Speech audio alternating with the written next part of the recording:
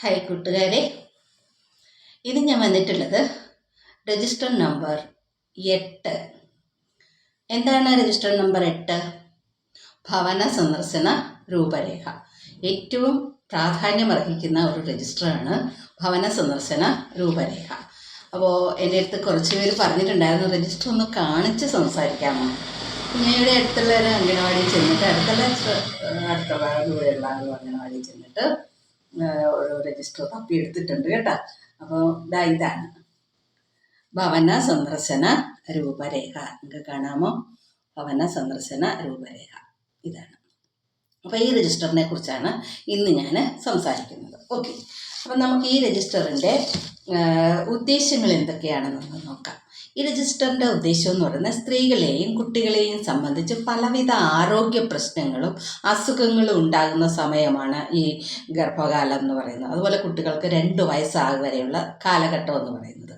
ഈ സമയത്ത് അശ്രദ്ധ കൊണ്ട് നമ്മുടെ സ്ത്രീകൾക്കോ കുട്ടികളുടെയോ മരണം വരെ സംഭവിക്കാവുന്ന കാര്യങ്ങൾ നടക്കാറുണ്ട്, നമ്മൾ കാണുന്നതാണ്.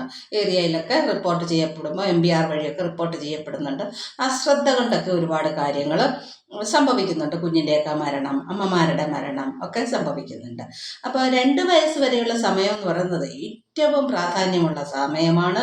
ഏറ്റവും ശ്രദ്ധയോടുകൂടിയുള്ള പരിചരണം കുഞ്ഞിന് കൊടുക്കേണ്ട സമയമാണ്. പോഷണക്കുറവ് നോക്കണം, ശിശുമരണ നിരക്ക് കുറയ്ക്കണം, മാതൃമരണ നിരക്ക് കുറയ്ക്കണം. നമ്മൾ ഏറ്റവും ശ്രദ്ധ കൊടുക്കുന്നതോടെ ഇവയുടെയൊക്കെ തോത് നമുക്ക് ഒരുപാട് കുറച്ച് കൊണ്ടുവരാൻ സാധിച്ചിട്ടുണ്ട്.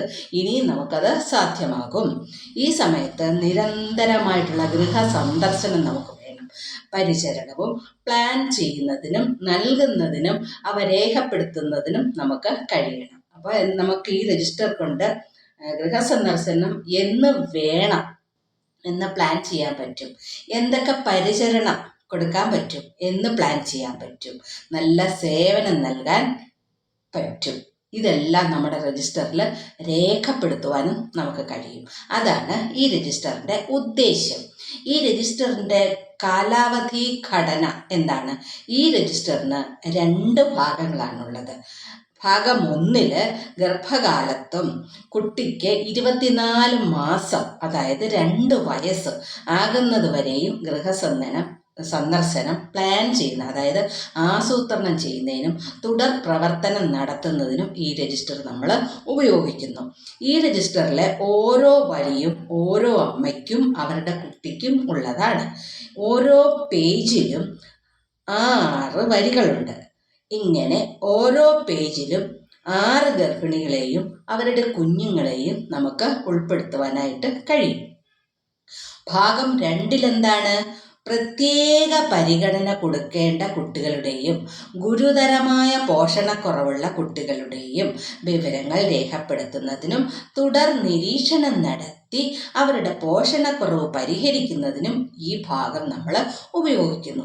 ഈ രജിസ്റ്ററിനോടൊപ്പം ഗൃഹസന്ദർശന സമയത്ത് അമ്മയോടും കുടുംബാംഗങ്ങളോടും സമയാസമയങ്ങളിൽ ചർച്ച ചെയ്യേണ്ട കാര്യങ്ങൾ എന്തൊക്കെയാണ് എന്നും ഈ രജിസ്റ്ററിൽ ഉൾക്കൊള്ളിച്ചിട്ടുണ്ട്. നമ്മൾ എന്തൊക്കെ ചർച്ച ചെയ്തു എന്ന് നമുക്കും ഇതിനകത്തിൽ രേഖപ്പെടുത്താവുന്നതാണ്.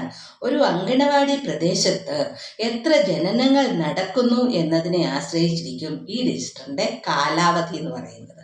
എന്നിരുന്നാലും 5 വർഷത്തേക്കിന് ഈ രജിസ്റ്റർ നമുക്ക് ഉപയോഗിക്കാവുന്നതാണ്. ഇനി ഞാൻ ഈ രജിസ്റ്ററിൻ്റെ ഉൾഭാഗം ഒന്ന് തുറന്ന് കാണിക്കാം.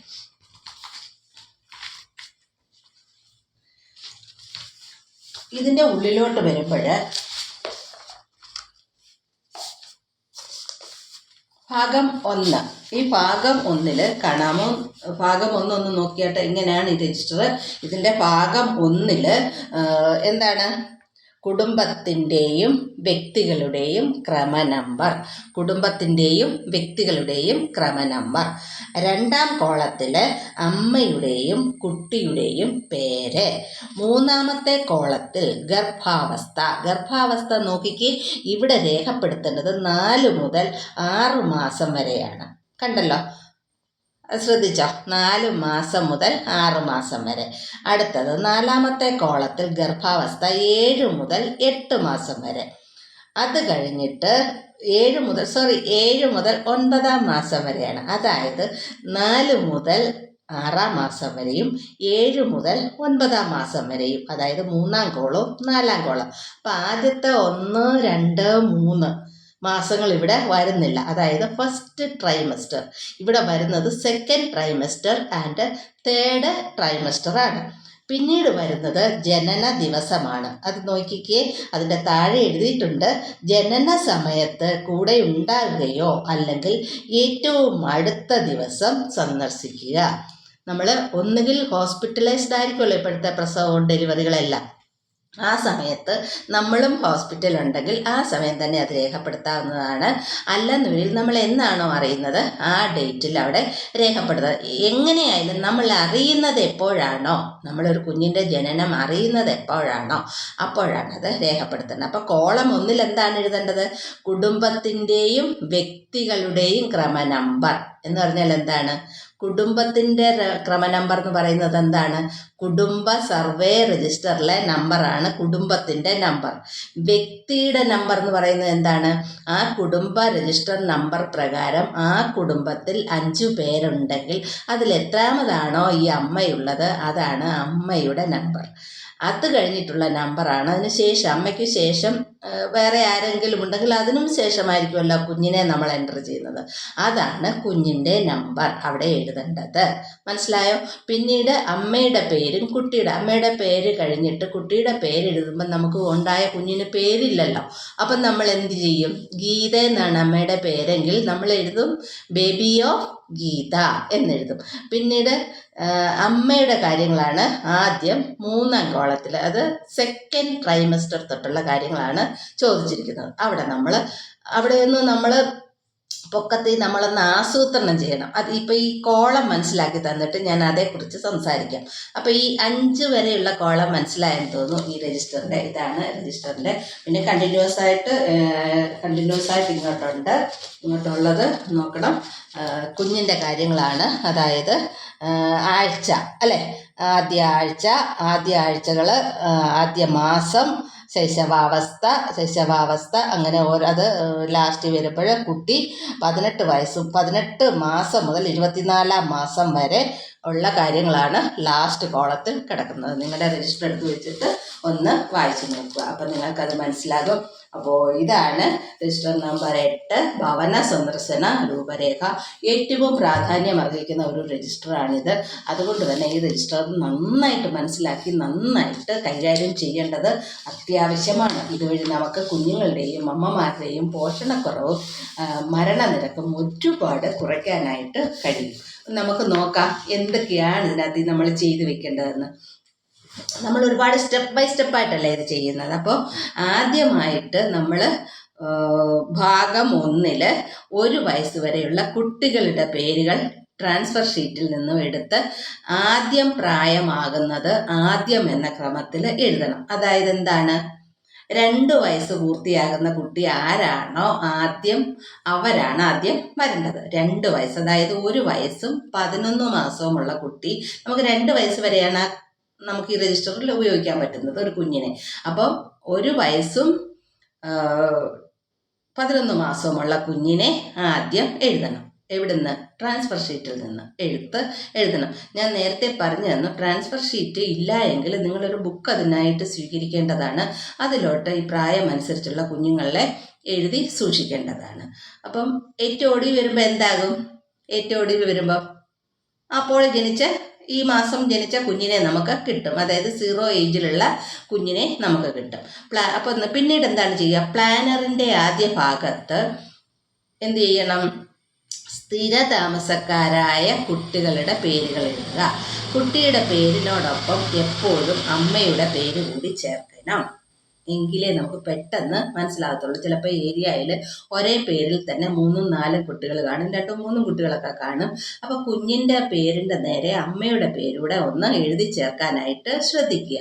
കോളം 1 കുടുംബത്തിൻ്റെയും വ്യക്തിയുടെയും ക്രമ നമ്പർ എഴുതുക. ഞാൻ കോളം കാണിച്ചു തന്നു. പിന്നീട് ട്രാൻസ്ഫർ ഷീറ്റിൽ നിന്നും ഗർഭിണികളുടെ പേരുകൾ എഴുതുക. കോളം 1 കുടുംബത്തിൻ്റെയും വ്യക്തിയുടെയും ക്രമ നമ്പർ എഴുതുക. എന്നിട്ട് കോളം 2 പേരും പ്രതീക്ഷിക്കുന്ന പ്രസവ ദിവസം കൂടെ എഴുതണം. എവിടെ? കോളം 2 പ്രതീക്ഷിക്കുന്ന പ്രസവ ദിവസം നമ്മൾ എങ്ങനെയാണ് കണക്കാക്കുക? ലാസ്റ്റ് മെൻസസ് ഡേറ്റ് വെച്ചിട്ട് നമ്മൾ കലണ്ടർ ടൂളുണ്ട്, അത് വെച്ചിട്ട് നമ്മൾ EDD expected date of delivery കണക്കാക്കിയിട്ട് നമ്മൾ ഈ കോളത്തിൽ EDD expected date of delivery എഴുതുക. നിങ്ങൾക്ക് അതിന് കലണ്ടർ തന്നിട്ടുണ്ട്, അത് വെച്ചിട്ട് കാൽക്കുലേറ്റ് ചെയ്യാവുന്നതാണ്. ഇതേപോലെ തന്നെ രജിസ്റ്ററിന്റെ അവസാന ഭാഗത്ത് എന്ത് ചെയ്യണം? താൽക്കാലിക താമസക്കാരായിട്ടുള്ള ഗർഭിണികളെയും കുട്ടികളെയും നമ്മൾ ഉൾപ്പെടുത്തണം. ഇനി കുട്ടികളെ സംബന്ധിച്ചിട്ട് ഇപ്പോൾ ഒരു കുഞ്ഞ് മാർച്ച് 10 ജനിച്ചു എന്ന് വെച്ചു. കോളം 5 കലണ്ടർ മാസം എന്നതിന് നേരെ മാർച്ച് എന്ന് എഴുതുക. ഓക്കെ, ഒരു കൊച്ച് മാർച്ച് 5 ജനിച്ചപ്പോൾ പിന്നീടുള്ള 6 മുതൽ 12 വരെയുള്ള കോളങ്ങളിൽ ആഴ്ചകൾ എഴുതുക. അതായത് കോളം 6 മാർച്ച് 11 മുതൽ 16 വരെ ആദ്യ ആഴ്ച അല്ലേ. പിന്നെ കോളം 7 17 മുതൽ 9 ഏപ്രിൽ വരെ അല്ലേ, 7 മുതൽ 17 മാർച്ച് വരെ. അതുപോലെ തന്നെ ഏപ്രിൽ ആദ്യ മാസം, കോളം 8 അങ്ങനെ ഓരോ കോളവും തിരിച്ച് ആഴ്ച എന്ന് പറയുമ്പോൾ 7 ദിവസം കണക്കാക്കി അങ്ങനെ ആ കോളങ്ങളെല്ലാം ഫിൽ ചെയ്ത് വെക്കുക. ഇനി അങ്ങനെ നമ്മൾ 24 മാസം പൂർത്തിയാക്കണം. 24 മാസം എന്ന് പറയുമ്പോൾ 2 വയസ്സ് ആകും. അപ്പോൾ മാർച്ച് 5 ജനിച്ച ഒരു കൊച്ചാണെങ്കിൽ നമ്മൾ എങ്ങനെയാണ്? 6 തൊട്ട് കൂട്ടണം അല്ലേ. 6, 7, 8, 9, 10, 11, 12 അല്ലേ. 12 ആകുമ്പോൾ 7 ദിവസം ആവത്തില്ലേ. അപ്പോൾ 6 മുതൽ 12 വരെ. അടുത്ത കോളത്തിൽ 12 കഴിഞ്ഞിട്ട് 13 തൊട്ട് അല്ലേ. 13, 14, 15, 16, 17, 18, 19 ആകുമ്പോൾ അടുത്ത ആഴ്ചയാവില്ലേ. ആ ക്രമത്തിൽ അങ്ങനെ ഫുള്ള് നിങ്ങൾ രജിസ്റ്റർ പ്ലാൻ ചെയ്തിരിക്കണം, രേഖപ്പെടുത്തി വയ്ക്കണം. എന്നിട്ടാണ് ഗർഭിണികളെ സംബന്ധിച്ച് നമ്മൾ expected date of delivery column 2 എഴുതുമല്ലോ. പിന്നീട് കോളം 3 രണ്ടാമത്തെ ത്രൈമാസങ്ങളും കോളം 4 അവസാന ത്രൈമാസവും എഴുതുക. അപ്പോൾ ഫസ്റ്റ് ത്രൈമാസം എന്ന് പറയുന്നത് ഏതാണ്? 1, 2, 3 മാസം വരെ ഫസ്റ്റ് ട്രൈമസ്റ്റർ. സെക്കൻഡ് ട്രൈമസ്റ്റർ എന്ന് പറയുമ്പോൾ എങ്ങനെയാണ്? 4, 5, 6. തേർഡ് ട്രൈമസ്റ്റർ എന്ന് പറയുമ്പോൾ എത്രയാണ് ലാസ്റ്റ് വരുന്ന 9, 8, 7, 7, 8, 9 മാസങ്ങളാണ് ലാസ്റ്റ്, അതായത് തേർഡ് ട്രൈമസ്റ്റർ എന്ന് പറയുന്നത്. ഇപ്പം expected date of delivery November 20 ആണെങ്കിൽ കോളം 4 സെപ്റ്റംബർ, ഒക്ടോബർ, നവംബർ എന്നും കോളം 3 ജൂൺ, ജൂലൈ, ആഗസ്റ്റ് എന്നും എഴുതുക. ഓക്കെ, മനസ്സിലായോ? EDD എന്ന് പറയുമ്പോൾ എക്സ്പെക്റ്റഡ് ഡേറ്റ് ഓഫ് ഡെലിവറി, അതായത് നമ്മൾ പ്രതീക്ഷിക്കുന്ന പ്രസവ ദിവസം. ആ പ്രസവ ദിവസം നവംബർ 20 ആണെങ്കിൽ നമ്മുടെ കോളം 4 സെപ്റ്റംബർ, ഒക്ടോബർ, നവംബർ 20 പ്രസവ ഡേറ്റ്. അപ്പം നമ്മുടെ ലാസ്റ്റ് ട്രൈമസ്റ്റർ എന്ന് പറയുമ്പോൾ ഏതാണ്? സെപ്റ്റംബർ, ഒക്ടോബർ, നവംബർ അല്ലേ. അതിൻ്റെ പുറകിലത്തെ കോളത്തിൽ എന്ത് വരും? ജൂണും ജൂലൈയും ആഗസ്റ്റും. ഓക്കെ, മനസ്സിലായോ? അപ്പോൾ അതിൻ്റെയും പുറമോട്ട് 3 മാസമാണ് ഫസ്റ്റ് ട്രൈമസ്റ്റർ എന്ന് പറയുന്നത്. ഓക്കെ, അപ്പം ഭാഗം 2 ഗുരുതരമായ പോഷണക്കുറവുള്ള കുട്ടികളുടെ വിവരങ്ങളായിട്ട് നമ്മൾ ഉപയോഗിക്കുന്നെന്ന് പറഞ്ഞു. അത് തീർച്ചയായിട്ടും ഏരിയയിൽ ഗുരുതരമായ പോഷണക്കുറവുള്ള കുട്ടികൾ കാണും. അവരുടെ വിവരങ്ങളാണ്. അവർക്ക് കറക്റ്റായിട്ടുള്ള തൂക്കം എടുക്കണം, അവർക്ക് അഡീഷണൽ ഫുഡ് കൊടുക്കുന്നുണ്ടെങ്കിൽ അത് അവർക്ക് സേവനങ്ങൾ, എന്തൊക്കെ സേവനങ്ങളാണ് നമ്മൾ കൊടുക്കുന്നത്, നമ്മുടെ അമൃതം പൊടി, അതുപോലെ തന്നെ ഹെൽത്തിൻ്റെ സഹകരണം, ഹെൽത്തുമായിട്ട് ബന്ധപ്പെട്ട മെഡിസിൻസ്, അങ്ങനെയൊക്കെയുള്ള കാര്യങ്ങളൊക്കെ നമ്മളവിടെ നോട്ട് ചെയ്യേണ്ടതാണ്. പിന്നെ കോളം 1 കുടുംബ നമ്പറും വ്യക്തിഗത നമ്പറും താൽക്കാലികക്കാരാണെങ്കിലും അവർക്കും എഴുതണം. ഈ ഗുരുതര പോഷണക്കുറവുള്ളവർക്കും ഏത് വിഭാഗം എടുത്തു കഴിഞ്ഞാലും കുടുംബത്തിൻ്റെ നമ്പറും കുടുംബത്തിനുള്ളിലെ വ്യക്തിയുടെ നമ്പറും നമ്മൾ രേഖപ്പെടുത്തി വയ്ക്കണം. ഇത്രയും കാര്യങ്ങൾ നിങ്ങൾ എഴുതി കഴിഞ്ഞാൽ ഈ രജിസ്റ്റർ നിങ്ങൾക്ക് ഉപയോഗിക്കുവാൻ നിങ്ങൾക്ക് ശരിയായി. അപ്പോൾ പൊക്കത്തിൽ ട്രൈമസ്റ്റർ ഏതൊക്കെ മാസങ്ങളാണ്, 3 മാസം എഴുതണം അല്ലേ. അതുപോലെ തന്നെ തേർഡ് ട്രൈമസ്റ്ററിലും ആ 3 മാസം എഴുതണം. കുഞ്ഞ് ജനിച്ചു കഴിഞ്ഞാൽ 7 ദിവസം, ഇപ്പം 6-ാം തീയതി ജനിച്ചെങ്കിൽ 7, 8, 9 അങ്ങനെ 7 ദിവസം കണക്ക് കൂട്ടി നമ്മൾ ആ കോളങ്ങളെല്ലാം ഫില്ല് ചെയ്യും. അത്രയും ആയി കഴിഞ്ഞാൽ നിങ്ങൾക്ക് ഈ രജിസ്റ്റർ ഉപയോഗിക്കാം. ഇനി ഈ രജിസ്റ്ററിലെ ഓരോ കോളവും എങ്ങനെയാണ് നമ്മൾ പൂരിപ്പിക്കുന്നത്? കോളം 1 ഞാൻ പറഞ്ഞു കുടുംബത്തിൻ്റെയും കുടുംബാംഗങ്ങളുടെയും നമ്മൾ എവിടെ നോക്കിയിട്ട് എഴുതും? കുടുംബ രജിസ്റ്റർ 1 അതായത് കുടുംബ സർവേ രജിസ്റ്ററിൽ, ഫാമിലി സർവേ രജിസ്റ്ററിൽ നോക്കിയിട്ട് കുടുംബത്തിൻ്റെ നമ്പർ നമുക്ക് പൊക്കത്തിൽ നിന്ന് എടുക്കാം. താഴോട്ട് നമുക്ക് അതിൻ്റെ കുടുംബത്തിനുള്ളിലെ ക്രമ നമ്പറും ആ വ്യക്തിയുടെ ക്രമ നമ്പറും നമുക്ക് കിട്ടുന്നതാണ്. കോളം 2 അമ്മയുടെയും കുട്ടിയുടെയും പേരെഴുതണം.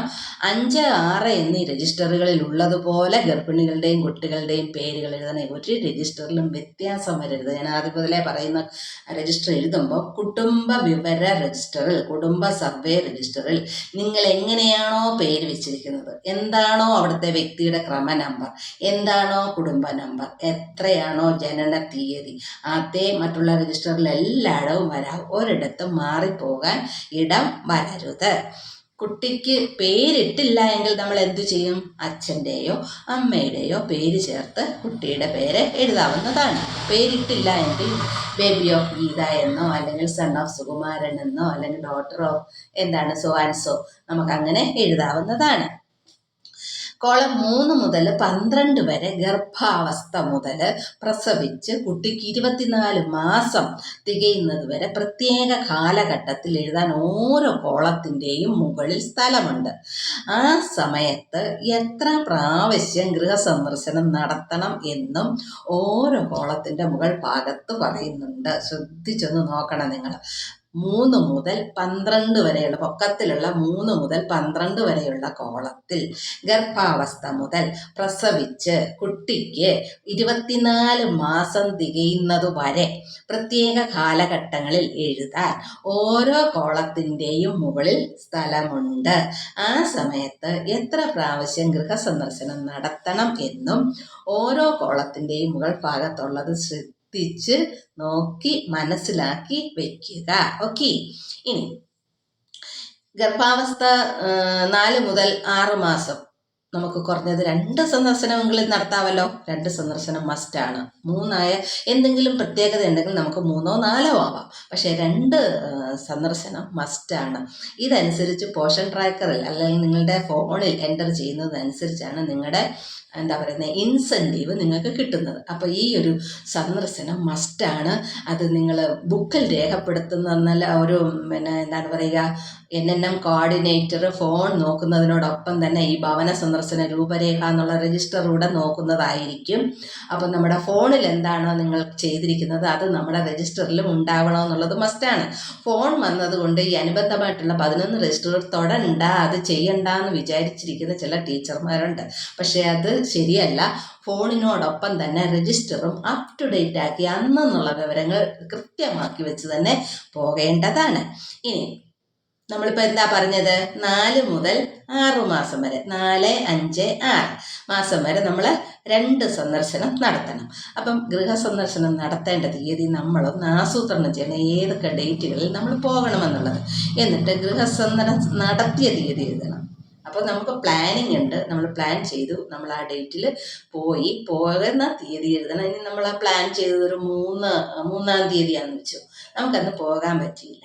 നമ്മളൊരു 5-ാം തീയതിയാണെന്ന് പോകുന്നത്. നമ്മൾ പോയതെന്താണ്? ആക്ച്വലി ആ ഡേറ്റാണ് താഴെയാണ് നമ്മുടെ കുത്തിവയ്പ്പ് രജിസ്റ്ററിലൊക്കെ എഴുതുന്നത്. ആക്ച്വലി കിട്ടേണ്ട ഡേറ്റ് എന്നാണ്, കിട്ടിയ ഡേറ്റ് എന്നാണ്, പോകേണ്ട തീയതി എന്നാണ്, പോയ തീയതി എന്നാണ്. അങ്ങനെയാണ് നമ്മൾ എഴുതേണ്ടത്.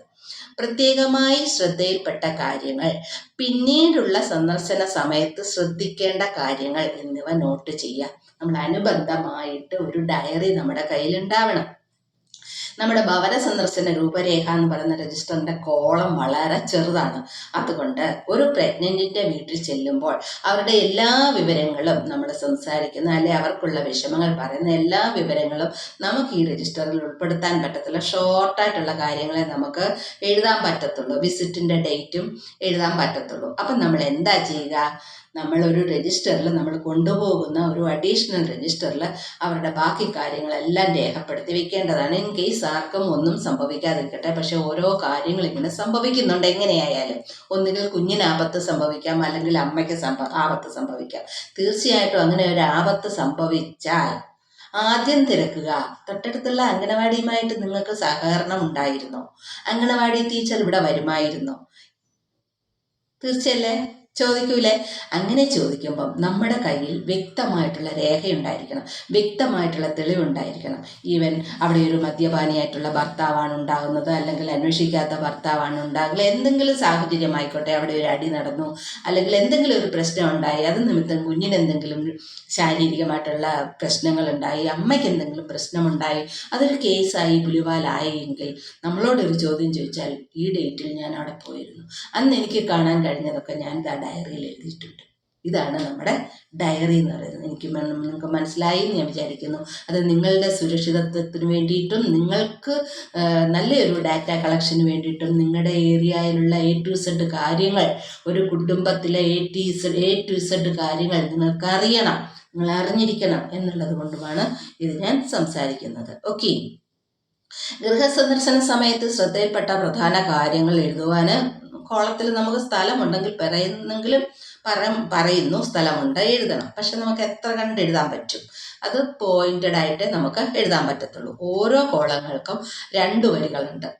ഇതിൽ മുകളിലത്തെ ചെറിയ വരി സന്ദർശന സമയത്ത് ലഭ്യമായ കുട്ടിയുടെ തൂക്കവും പോഷണ നിലവാരവും എഴുതാനുള്ളതാണ്. താഴത്തെ വലിയ വരി ഗൃഹസന്ദർശനം നടത്തിയ തീയതിയും ആവശ്യമായ നോട്ടും കുറിക്കുവാനുള്ളതാണ്. മനസ്സിലായോ? 2 കോളമാണ്. അതിൽ ആദ്യത്തെ ചെറിയ കോളത്തിൽ കുഞ്ഞിൻ്റെ കാര്യങ്ങളും താഴത്തെ കോളത്തിൽ നമ്മൾക്ക് കിട്ടിയ വിവരങ്ങളും നമ്മൾ പോയ തീയതിയും എഴുതുവാനുള്ളതാണ്.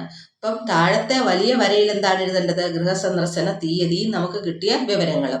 മുകളിലത്തെ വരിയിൽ എന്താണ്? കുഞ്ഞിൻ്റെ തൂക്കം, പോഷണ നിലവാരം. ഇപ്പം നമ്മൾ എന്തുകൂടെ ചെയ്യണം? അനുബന്ധമായിട്ട് തൂക്കം എഴുതുന്നതോടൊപ്പം തന്നെ കുഞ്ഞിൻ്റെ പൊക്കം കൂടി എഴുതണം. പൊക്കവും എഴുതണം, തൂക്കവും എഴുതണം. അതനുസരിച്ചിട്ടാണ് നമുക്ക് അവൻ്റെ പോഷണ നിലവാരം കിട്ടുന്നത്, അല്ലേ? നമ്മുടെ ഫോണിൽ എൻ്റർ ചെയ്യുമ്പോൾ നമുക്ക് അവൻ്റെ പോഷണ നിലവാരം അതനുസരിച്ചിട്ടാണ് കിട്ടുന്നത്. പോഷൻ ട്രാക്കറിൽ വരുന്ന പോഷണ നിലവാരം എന്താണോ അതാണ് നമ്മളവിടെ എൻ്റർ ചെയ്യേണ്ടത്. ഇനി ഈ ബാക്കി വരുന്ന കാര്യങ്ങൾ താഴോട്ട് വരുന്ന ഉടനെ ഗർഭിണികളും 2 വയസ്സിൽ താഴെയുള്ള കുട്ടികളുമുള്ള വീട് സന്ദർശിക്കുവാനുള്ള ആസൂത്രണവും സന്ദർശനവും നമ്മൾ എങ്ങനെയാണ് ചെയ്യുക? ഗർഭാവസ്ഥയിലും ശൈശവാവസ്ഥയിലും എത്ര പ്രാവശ്യം അവിടെ സന്ദർശിച്ചിരിക്കണം എന്ന് കോളങ്ങളുടെ മുകളിൽ എഴുതിയിട്ടുണ്ട്. ആ കോളം ശ്രദ്ധിച്ച് വായിച്ച് നോക്കിയാൽ അറിയാം നമ്മൾ എത്ര പ്രാവശ്യം, മാക്സിമം 3 പ്രാവശ്യമെങ്കിലും സന്ദർശിച്ചിരിക്കണം. ആ കോളങ്ങളുടെ മുകളിൽ അതൊക്കെ എഴുതിയിട്ടുണ്ട്. അതിനനുസരിച്ചിട്ട് വേണം നമ്മൾ ആസൂത്രണം ചെയ്യാൻ. ആസൂത്രണം ചെയ്യുന്നതിനനുസരിച്ച് വേണം നമ്മൾ ഗൃഹസന്ദർശനം നടത്താൻ. ഗൃഹസന്ദർശനം നടത്തിയിട്ട് വേണം നമ്മൾ രജിസ്റ്ററിൽ പോയ കാര്യങ്ങൾ എൻ്റർ ചെയ്യാനായിട്ട്. ഗൃഹസന്ദർശനം നടത്തുന്ന ദിവസം നടത്തിയ തീയതി യഥാസ്ഥാനത്ത് എഴുതുവാൻ ശ്രദ്ധിക്കണം. ഓക്കെ. കൂടാതെ തൊട്ടു താഴെ തുടർ പ്രവർത്തനങ്ങൾക്കായിട്ട് ആവശ്യമായ പ്രധാന വിവരങ്ങളും നമ്മൾ ശേഖരിക്കണം. എന്താണ് തുടർ പ്രവർത്തനം? പോഷകാഹാരക്കുറവുണ്ടോ? അവർക്ക് മതിയായിട്ടുള്ള ഫുഡ് കിട്ടുന്നുണ്ടോ? മതിയായിട്ടുള്ള ഇമ്മ്യൂണൈസേഷൻ കിട്ടിയിട്ടുണ്ടോ? മതിയായിട്ടുള്ള മെഡിസിൻസ് കിട്ടിയിട്ടുണ്ടോ? എന്തെങ്കിലും അപാകതകളുണ്ടോ? എന്തെങ്കിലും ശാരീരികമായിട്ടുള്ള ബുദ്ധിമുട്ടുണ്ടോ? കുഞ്ഞിന് തൂക്കക്കുറവുണ്ടോ? അമ്മയ്ക്ക് തൂക്കക്കുറവുണ്ടോ? ഇതൊക്കെയുള്ള കാര്യങ്ങളാണ് നമ്മൾ തുടർ അനുബന്ധമായിട്ട് നിരീക്ഷിക്കേണ്ടുന്ന കാര്യങ്ങൾ. ഓക്കെ.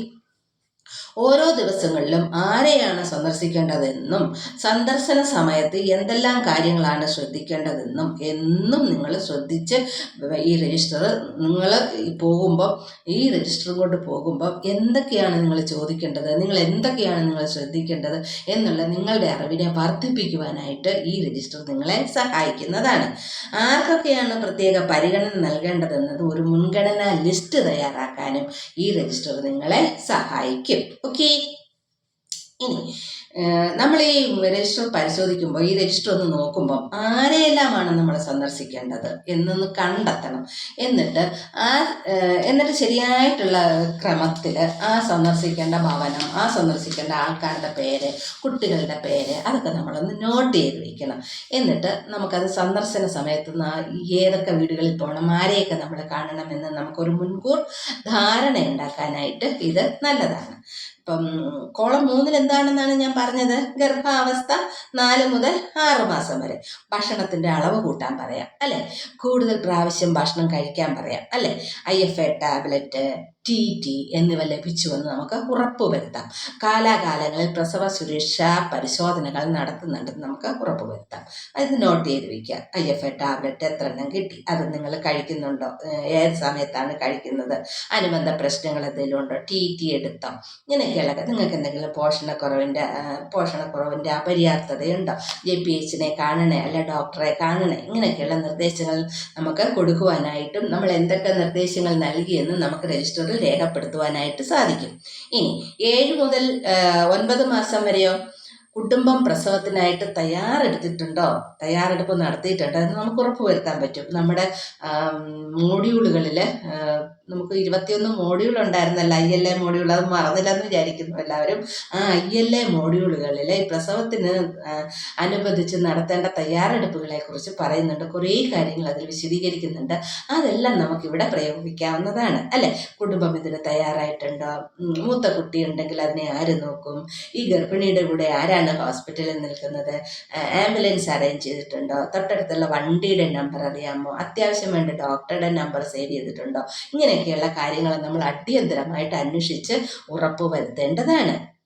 അടിയന്തര ഘട്ടത്തിൽ ഉണ്ടാകുന്ന സാഹചര്യങ്ങൾ, അതിനുള്ള തയ്യാറെടുപ്പുകളൊക്കെ ഉണ്ടോ, IFA ഗുളികകൾ ഉപയോഗിക്കുന്നത്, TT ചെക്കപ്പ് പൂർത്തിയാക്കിയിട്ടുണ്ട്, ഇതെല്ലാം നമ്മൾ ശ്രദ്ധിക്കേണ്ട കാര്യങ്ങളാണ്. ജനിച്ച ദിവസമോ പ്രസവവേദന തുടങ്ങുന്നത് മുതൽ സ്ഥലത്തുണ്ടാകുവാൻ ശ്രമിക്കുക. നമ്മളെ കൊണ്ട് പറ്റുന്നെങ്കിൽ, മിക്കവാറും ടീച്ചേഴ്സിന് അത് പറ്റത്തില്ലായിരിക്കും എങ്കിലും നമുക്ക് ഒന്നുണ്ടല്ലോ ഫോണ്, ഗവൺമെൻറ് ഫോൺ തന്നിട്ടുണ്ടല്ലോ, ഫോൺ വഴി അവരെ കോൺടാക്റ്റ് ചെയ്യുക.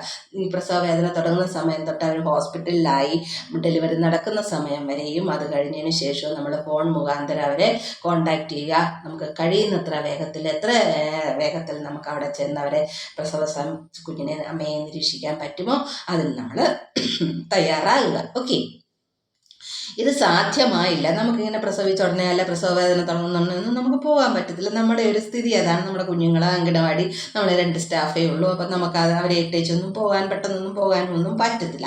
ആഫ്റ്റർ എന്ന് പറയുമ്പോൾ 3:30 തൊട്ട് സെൻറ്റർ 3:30 എന്ന് പറഞ്ഞാൽ 4 സെൻറ്റർ ക്ലോസ് ചെയ്യുമ്പോൾ 5:30 വരെ നമ്മൾ ഫീൽഡിലുണ്ടാവണം. അപ്പം ഫീൽഡിലുള്ള സമയത്ത് ഈ ഭവനത്തിൽ ചെല്ലാനും ഭവനത്തിൽ സന്ദർശിച്ച് വിവരങ്ങൾ ശേഖരിക്കുവാനും നമ്മളെ കൊണ്ട് കഴിയുന്നതാണ്. ഇനി ഇത് സാധ്യമായിട്ടില്ല എങ്കിൽ പ്രസവം നടന്ന് ഏറ്റവും അടുത്ത ദിവസം തന്നെ നമുക്ക് സന്ദർശനം നടത്താം. കുടുംബാംഗങ്ങൾ അമ്മയെയും നവജാത ശിശുവിനെയും ശ്രദ്ധയോടെ പരിചരിക്കുന്നതെന്ന് ഉറപ്പുവരുത്തണം. കുടുംബത്തിൽ ആരൊക്കെ ഉണ്ടാവും, വല്യമ്മയുണ്ടാവും, വല്യച്ഛനുണ്ടാവും, ഭർത്താവ് ഉണ്ടാവും, അവരെല്ലാവരും നല്ല പരിചാരികരോ ഈ കുഞ്ഞിനെയും അമ്മയെയും നല്ല രീതിയിൽ പരിചരണം കൊടുക്കുന്നു, നല്ല ഭക്ഷണം കൊടുക്കുന്നു, കുഞ്ഞു പാല് കുടിക്കുന്നു, ഇതൊക്കെ നമ്മുടെ ഉത്തരവാദിത്വമാണ് ഉറപ്പാക്കുക എന്നുള്ളത്. കുട്ടി ജനിച്ചപ്പോൾ ബലഹീനതകളുണ്ടോ എന്ന് പരിശോധിക്കണം. അതിന് നമുക്ക് എന്താണ് ഉപയോഗിക്കാവുന്നത്, TDSC ഉണ്ട് അല്ലേ. ആ ചാർട്ട് ഉപയോഗിച്ചിട്ട് നവജാത ശിശുവിൻ്റെ കാര്യങ്ങളൊക്കെ നമുക്ക് ശ്രദ്ധിക്കാവുന്നതാണ്. ഞാൻ ഇതിനു മുമ്പ് കുറേ വീഡിയോസ് അതേക്കുറിച്ച് ഇട്ടിട്ടുണ്ട്. നിങ്ങൾക്ക് അവിടെ കയറി ആ വീഡിയോസൊക്കെ കാണാവുന്നതാണ്. കുഞ്ഞിൻ്റെ ഭാരം 2 കിലോഗ്രാമിൽ കുറവായിരുന്നോ, ജനിച്ചത് മുതൽ മുലയൂട്ടൽ ആരംഭിച്ചു പോയതെല്ലാം പരിശോധിക്കണം. ആവശ്യമായിട്ടുള്ള നിർദ്ദേശങ്ങൾ നൽകണം.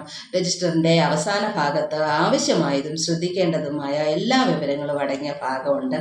അത് നിങ്ങളൊന്ന് വായിച്ച് മനസ്സിലാക്കുക. ഓക്കെ, ജനിച്ച ഒരാഴ്ചയ്ക്ക് ശേഷം ഗൃഹസന്ദർശനം നടത്തിയ അമ്മയ്ക്കും കുഞ്ഞിനും ഉണ്ടാകുന്ന അപകട സാധ്യത അങ്ങനെ എന്തെങ്കിലും ഉണ്ടോ, അവരെ കുടുംബാംഗങ്ങൾക്ക് അത് ബോധ്യപ്പെടുത്തി കൊടുക്കണം. അവരെ അതിൽ നിന്ന് ബോധവാന്മാരാക്കി കൊടുക്കണം. ഇന്ന കാര്യങ്ങൾ അമ്മയ്ക്ക് ആവശ്യമാണ്, ഇന്ന കാര്യങ്ങൾ കുഞ്ഞിന് ആവശ്യമാണ്, അത് അവർക്ക് നീറ്റായിട്ട് കുഞ്ഞിൻ്റെ മലമൂത്ര വിസർജനം കാര്യങ്ങൾ, അതൊക്കെ നാപ്കിൻ ഉപയോഗിക്കുന്ന കാര്യങ്ങളൊക്കെ ശ്രദ്ധയോടെ വേണം. പരിചരണം വൃത്തി വേണം, ശുചിത്വം വേണം, ചെറിയ ചൂടുവെള്ളം ഉപയോഗിക്കണം. ഈ രീതിയിലുള്ള കാര്യങ്ങളെല്ലാം നിങ്ങൾ പറഞ്ഞ് മനസ്സിലാക്കി കൊടുക്കണം. തുടർ പ്രവർത്തനത്തിനായിട്ട് ആവശ്യമായിട്ടുള്ള കുറിപ്പുകൾ എഴുതി വയ്ക്കാം. ഗൃഹസന്ദർശന സമയത്ത് നോട്ടുകൾ അനുസരിച്ചിട്ട് ആവശ്യമായിട്ടുള്ള കാര്യങ്ങൾ ചെയ്യുവാൻ നിങ്ങളെ അത് സഹായിക്കും. പോഷണക്കുറവുള്ള കുട്ടികൾക്കായിട്ട് ഭാഗം 2 ഇതുപോലെ തന്നെ ചെയ്യണം. ഭാഗം 2 പോഷണക്കുറവുള്ള കുഞ്ഞുങ്ങളുടെ കാര്യം പ്രത്യേകം നമ്മൾ എഴുതി വെച്ചിട്ടുണ്ട്. അപ്പോൾ ഇങ്ങനെ എന്തെങ്കിലും ഉണ്ടെങ്കിൽ നമ്മൾ ഈ കുഞ്ഞിനെ അങ്ങോട്ട് വെച്ചിട്ട് അവിടെ ഇതെല്ലാം ചേർത്ത് വയ്ക്കണം. പിന്നെ കോളം 7 ശിശുക്കളാകുമ്പോൾ 8 മുതൽ 30 ദിവസം പ്രായം കുഞ്ഞിന് ശരിയായ പരിചരണം നൽകുന്നുവെന്ന് ഉറപ്പുവരുത്തുക. പ്രത്യേകിച്ചും ബലഹീനത ഉള്ള കുഞ്ഞാണോ, കുഞ്ഞിൻ്റെ മുലയൂട്ടൽ, ശുചിത്വം എന്നിവയ്ക്കായിട്ടുള്ള നിർദ്ദേശങ്ങൾ കൊടുക്കുക. അസുഖമുള്ള കുട്ടിയുടെ സംരക്ഷണത്തിന് വേണ്ട സഹായം നൽകുക. ഗർഭ ഇടവേളയ്ക്ക് വേണ്ട ഉപദേശങ്ങൾ, അതായത് അടുത്ത പ്രസവം ഉടനെ വേണ്ട എന്നുള്ള നിർദ്ദേശങ്ങളൊക്കെ നൽകുക. പിന്നീട് ശൈശവാവസ്ഥ. അപ്പോൾ അതെന്ന് ശൈശവാവസ്ഥ എന്നാണ് 1 മുതൽ 5-ാം മാസം വരെ. 6-ാം മാസം വരെ പാലും മുലയൂട്ടൽ മാത്രം. 6 മാസം വരെ കംപ്ലീറ്റ് മുഴുവനായിട്ട് എക്സ്ക്ലൂസീവ് ബ്രസ്റ്റ് ഫീഡിങ് ഓൺലി എന്ന് പറഞ്ഞ് മനസ്സിലാക്കുക. നിർബന്ധമായിട്ട് മുലയൂട്ടൽ മാത്രമാണ് 6 മാസം വരെ എന്ന ഉപദേശം കൊടുക്കുക. ആവശ്യമായിട്ടുള്ള പ്രതിരോധ കുത്തിവയ്പ്പുകൾ എടുക്കാനുള്ള നിർദ്ദേശങ്ങൾ നൽകുക. ഗർഭ ഇടവേളയ്ക്ക് ആവശ്യമായിട്ടുള്ള നിർദ്ദേശം അത് കൊടുത്തിട്ട് അത് സ്വീകരിച്ചിട്ടുണ്ടെന്നൊന്ന് ഉറപ്പ് വരുത്തുക. പിന്നീട് അടുത്ത കോളത്തിൽ കോളം 9 എന്താണ്? ശൈശവാവസ്ഥ 6 മുതൽ 8 മാസം. അവിടെ എന്താണ്? ഉചിതമായിട്ടുള്ള അനുപൂരക പോഷകാഹാരം അല്ലെ, അനുപൂരക ഭക്ഷണം കൊടുക്കുന്നുണ്ടോ, അത് ആരംഭിച്ചോ എന്ന് ഉറപ്പ് വരുത്തണം. ശരിയായ രീതിയിലാണോ അനുപൂരക ഭക്ഷണം കൊടുക്കുന്നത്? ഈ ഉപദേശങ്ങളൊക്കെ നമുക്ക് കൊടുക്കാവുന്നതാണ്. അതുപോലെ തന്നെ ഭാഗം 2 ഗുരുതരമായ പോഷണക്കുറവുള്ള കുട്ടികളെ സന്ദർശിച്ച് വിവരങ്ങൾ നിർബന്ധമായിട്ടും രേഖപ്പെടുത്തി വെക്കണം. അത് JPHനെ കൂടെ ഒന്ന് കാണിച്ച് അതൊന്ന് മനസ്സിലാക്കി കൊടുക്കണം. അവരെ കൂടെ കഴിയുമെങ്കിൽ ഒന്നിച്ച് കൂട്ടായിട്ട് ആ ഭവനത്തിൽ ഒന്ന് സന്ദർശനം നടത്തണം. കുട്ടിക്ക് എന്തെങ്കിലും അസുഖങ്ങളുണ്ടോ, ഡോക്ടറെ കണ്ട് പരിശോധിപ്പിച്ചിട്ടുണ്ടോ എന്നിവയെല്ലാം അതിനകത്ത് നിങ്ങളുടെ ഉത്തരവാദിത്തമായിട്ട് വരുന്നുണ്ട്. കുടുംബത്തിന് ആവശ്യമായിട്ടുള്ള നിർദ്ദേശങ്ങൾ നൽകുകയും വേണം കേട്ടോ. ഇനി പുതിയ ഗർഭിണിയെ എപ്പോഴാണ് ചേർക്കേണ്ടത്? അംഗനവാടി പ്രദേശത്തെ ഒരു സ്ത്രീ എപ്പോഴാണോ ഗർഭിണിയായി എന്നറിയുന്നത് അപ്പോൾ തന്നെ അവരുടെ പേര് നമ്മൾ രജിസ്റ്റർ ചെയ്യുക. എവിടെയാണ് പേര് രജിസ്റ്റർ ചെയ്യുന്നത്? രജിസ്റ്റർ 5-ലും രജിസ്റ്റർ 3-ലും നമ്മൾ രജിസ്റ്റർ ചെയ്യണം. ഒരു സ്ത്രീ ഗർഭിണിയായെന്ന് അറിയുന്നുണ്ടെങ്കിൽ നമ്മൾ ഏത് രജിസ്റ്ററിലൊക്കെയാണ്? രജിസ്റ്റർ നമ്പർ 3-ല്, രജിസ്റ്റർ നമ്പർ 5-ല്. അപ്പോൾ തന്നെ ഭവന സന്ദർശന രൂപരേഖ എന്ന ഈ 8-ാം നമ്പർ രജിസ്റ്ററിലും പ്രത്യേകം പിന്നീട് ഏത് രജിസ്റ്റർ വരും? 1-ാമത്തെ രജിസ്റ്ററിൽ കുടുംബ സർവേ രജിസ്റ്ററിൽ ഗർഭിണി ഉണ്ടെങ്കിൽ അവിടെ അവരുടെ പേരുണ്ടെങ്കിൽ അവർ ഗർഭിണിയാണെന്ന് നമ്മളവിടെ രേഖപ്പെടുത്തുകയും വേണം. എത്ര രജിസ്റ്ററിലാണ് ഗർഭിണികൾ വരുന്നതെന്ന് കണ്ടില്ലേ? അപ്പോൾ അതനുസരിച്ചിട്ടാണ് നിങ്ങളുടെ സൂപ്പർവൈസർ സൂപ്പർ ചെക്ക് നടത്തുക. ഓക്കെ. ഇനി ഈ മാസാവസാനം വരുമ്പോൾ നിങ്ങൾ എന്താണ് ചെയ്യേണ്ടത്? ഇതിൻ്റെ എല്ലാം കൺക്ലൂഷൻ ഈ രജിസ്റ്ററിലുള്ള കാര്യങ്ങൾ MPRൽ കൊടുക്കണം. വേണോ? വേണ്ട. എന്നാൽ MPRൽ 13-ാം ഭാഗം പൂരിപ്പിക്കുവാൻ ഈ രജിസ്റ്റർ ഒന്ന് റെഫർ ചെയ്യേണ്ടത് ആവശ്യമാണ്. MPR നിങ്ങൾ നോക്കുമ്പോൾ അതിനകത്തിലെ 13-ാമത്തെ ഒരു കോളമുണ്ട്.